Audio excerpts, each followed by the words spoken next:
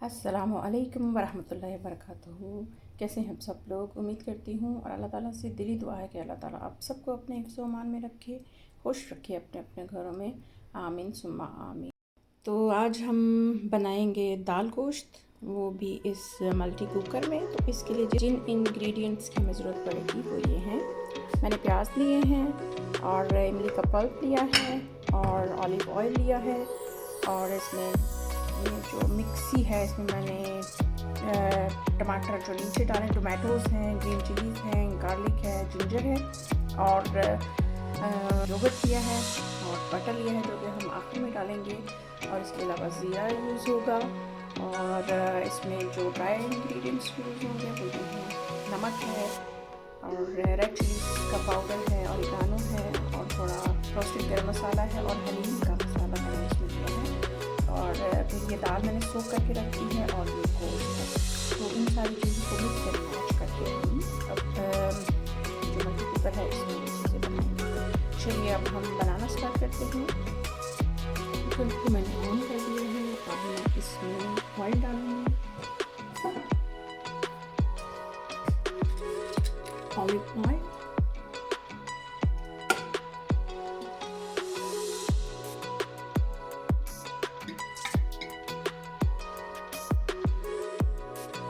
तेल हमारा गर्म हो गया। अब हम इसमें ज़ीरा कड़कड़ा लेते हैं।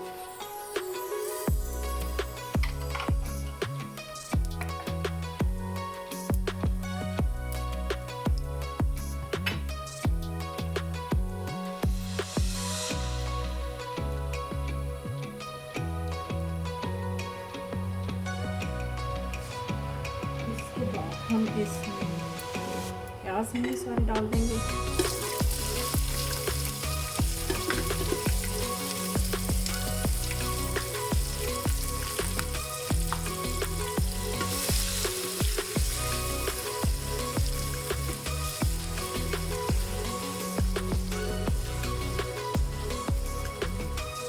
इनको गोल्डन ब्राउन होने देते हैं। प्याज जो है ये हमारे पूरे गोल्डन ब्राउन हो गए हैं। अब मैं इसमें गोश्त डाल दूंगी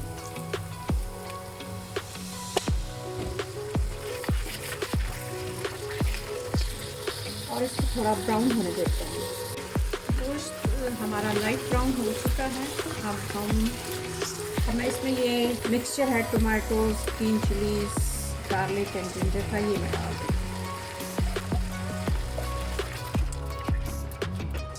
ये जो सारे स्पाइसेस हैं ये भी मैं इसमें अब ऐड करने लगी हूँ।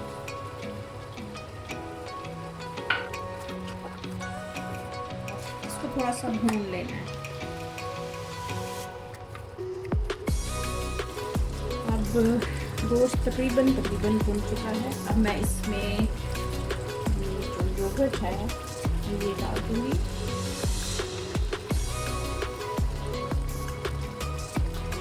और इसको मिक्स कर दूँगी।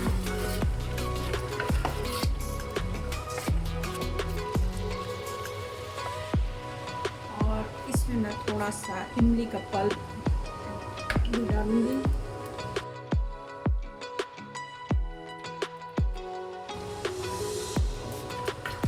अब चाहे तो डालें, चाहे तो नहीं डालें, ये हो गया। अब मैं इसी में दाल डाल दूँगी जो कि मैंने सोक करके रखी हुई थी।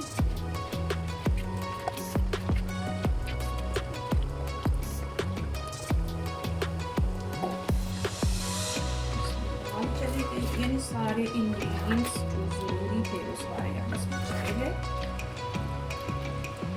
अब मैं इसमें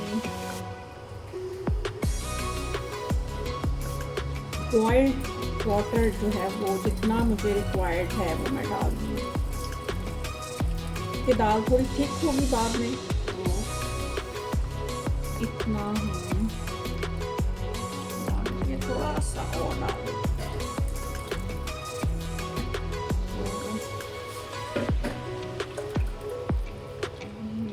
इसको मिक्स कर देते हैं अच्छी तरीके से।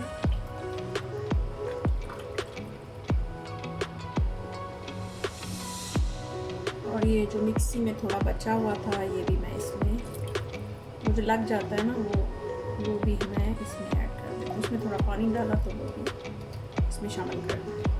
तो ये सारी चीज़ें अब हमने इसमें डाल दी। अब जब बॉयल आएगा तो फिर मैं इसको इसका जो ढकना है वो दे दूँगी, कुकर की तरह इसको बंद कर दूँगी। अब दाल और गोश्त में उबाला आ रहा है। इस स्टेज पे आप नमक वगैरह चेक कर लें, या बाद में भी डाल सकते हैं क्योंकि ये शोरबे वाला है। तो अब मैं इसको लॉक कर देती हूँ, बंद कर देती हूँ और इसका फंक्शन जो है वो मैं प्रेशर पे रख देती हूँ।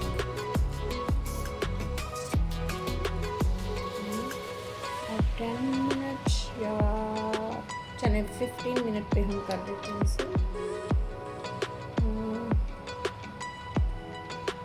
15 मिनट्स तो इसको हाई हीट पे हम कर देते हैं। और ये अब जब तैयार हो जाएगा फिर हम इसको खोलेंगे।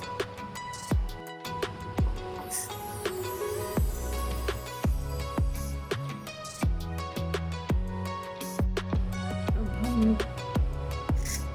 इसको खोल लेते हैं।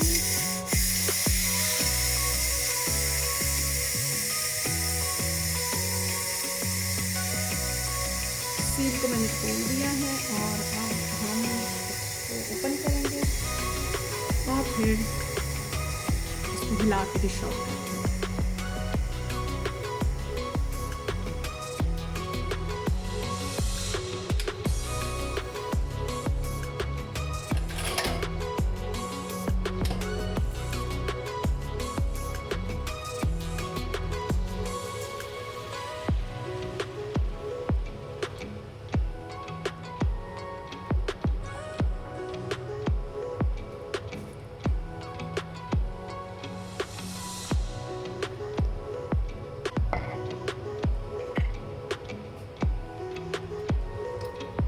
परफेक्ट बना है। अब मैं इसकी जो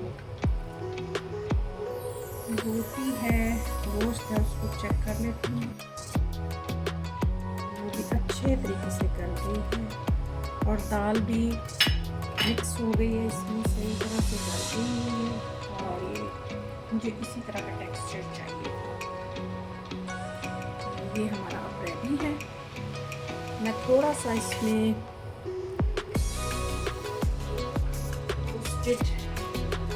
गरम मसाला डालूंगी और फिर मैं सर्व। थोड़ा सा बटर मैंने डालना था एंड पे, वो मैं भूल गई थी। तो ये मैं बटर जो है इसमें ऐड कर देती हूँ और इसमें मेल्ट होता रहेगा। और मैं इसको थोड़ी देर के लिए बंद कर देती हूँ ताकि इसमें वो जो रोस्टेड गरम मसाला डाला है उसका फ्लेवर जो है इसमें आ जाए। तो मैं थोड़ी देर के लिए इसको बंद कर देती हूँ। रोस्टेड गरम मसाला डाल के और थोड़ा सा बटर डाल के इसको बंद कर दिया ताकि उसकी खुशबू इसमें रच बस जाए। तो फिर थोड़ी देर के बाद हम इसको डिश आउट करेंगे। अब मैं इसको डिश आउट कर लेती हूँ। मक्खन भी हमारा देखिए मेल्ट हो गया है। अब इसको थोड़ा सा हिला लेते हैं लाइटली।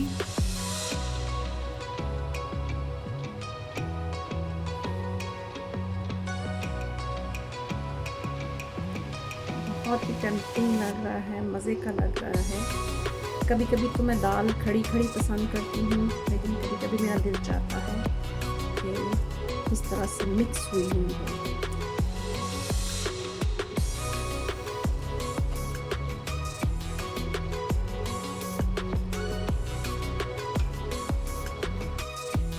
जनाब आज की डिश बनकर तैयार है। बहुत लजीज और बहुत खूबसूरत है।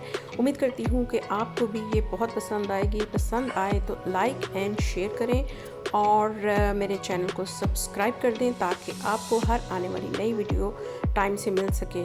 तो इंशाल्लाह मिलते हैं एक नई रेसिपी या व्लॉग के साथ। तब तक के लिए अपना और अपने प्यारों का बहुत बहुत ख्याल रखें, इर्द गिर्द का ख्याल रखें। इंशाल्लाह मिलते हैं जल्द ही। ओके जी, अल्लाह हाफिज़।